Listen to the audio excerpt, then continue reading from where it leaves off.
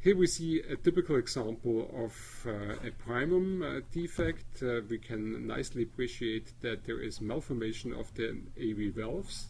AV valves are here on the same level. Normally we would expect that the tricuspid valve inserts somewhat more to the apex than the mitral valve, and in this case we see this is just one valve level. We have this large defect here, and we have a lot of left to right shunt and significantly enlarged volume overloaded right ventricle.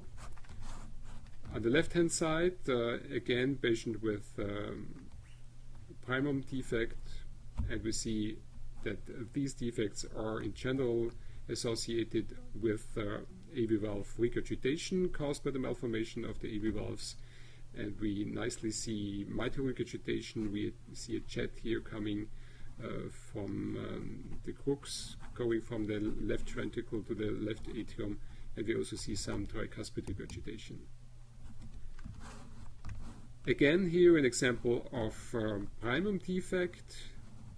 The defect can nicely be appreciated here. Again, we see the malformation of the AV valves, and in this case we see that there is a continuum towards from a partial AVSD to a total AVSD, and we see that there is actually also a defect on the ventricular level, but this defect is more or less covered by an aneurysm coming here from the AV valves. So hemodynamically we have only left to right shunt on the atrial level, and there is no shunt on the ventricular level, so hemodynamically it's more or less a primum defect in this patient.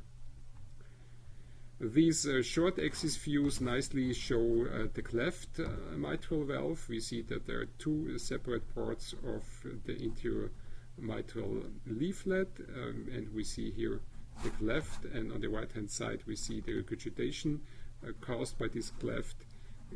This extent of regurgitation can vary from even no regurgitation to severe regurgitation, and of course this changes the course of the disease and will also cause then left ventricular volume overload with all its consequences.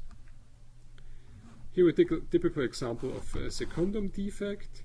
It's not 100% clear from the 2D image that there is indeed a defect. This could also be a dropout here in this view, but with color Doppler we can nicely confirm that there is a rather small defect, and this is consistent with the right ventricle, which is not really significantly enlarged, because this small shunt doesn't really cause significant right ventricular volume overload. Here an example of a sinus venosus defect, again a transesophageal echo, and this already shows that this kind of defect is in general in the adult population very difficult to image by transthoracic echo. Now this long axis view by DEE shows again the SVC coming down here. This is the right atrium. We show the interatrial septum and the left atrium, and can nicely see the shunt from the left atrium via this defect into the right atrium.